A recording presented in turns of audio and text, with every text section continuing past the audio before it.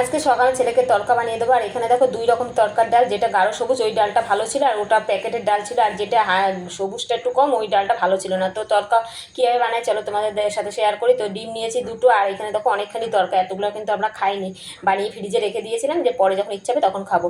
এর মধ্যে তেল শেষ হয়ে গেছে, তো তেলও ঢেলে নিলাম, আর এখন সাদা তেলেই বেশি খাওয়া হয়, আগে সর্ষের তেল খেতাম কিন্তু এখন আর খাওয়া হয় না। তো যাই হোক, এই যে প্রথমে তেল দিলাম, তেলের মধ্যে আদা রসুন একটু ভালো করে ভেজে নিলাম, তারপরে পেঁয়াজ দিলাম, টমেটো দিলাম, তারপর ভেজে তারপর হলো ডাল দিলাম। আর তার আগে ডিমটা ভেজে তুলে রেখেছি, একটু মিষ্টি দিয়েছি নামানোর আগে, আর ছিল যে একটু গরম মশলা দিয়েছি, আর হলো তরকার মশলা দিয়েছি, আর নামানোর আগে একটু বাটার দিয়েছি, একটু গরম মশলা দিয়েছি, আর হলো মানে 2 রকম বাটার ছিল। পিনার বাটারটা না অনেক দিন ধরে ফ্রিজে ছিল, তো নষ্ট হয়ে যাচ্ছে, তো ছেলেও খেতে চায় না মেয়েও খেতে চায় না, আর বেশি দিন আর বাকি নেই ডেট ওভার হতে, তো ভালো একটু দিয়ে দিই তাও একটু কমবে। তারপরে এই যে ছাদে এসেছি, কালকে জামা কাপড় সেগুলো শুকায়নি, সেগুলো ছাদে নেড়ে দিলাম, তারপরে সেইটা ঝাড় দিয়েছি মুছেছি। আর আমার মেয়ে দেখেছো আঙুলটা কীভাবে কেটে গেছে, আমার জন্যই কেটে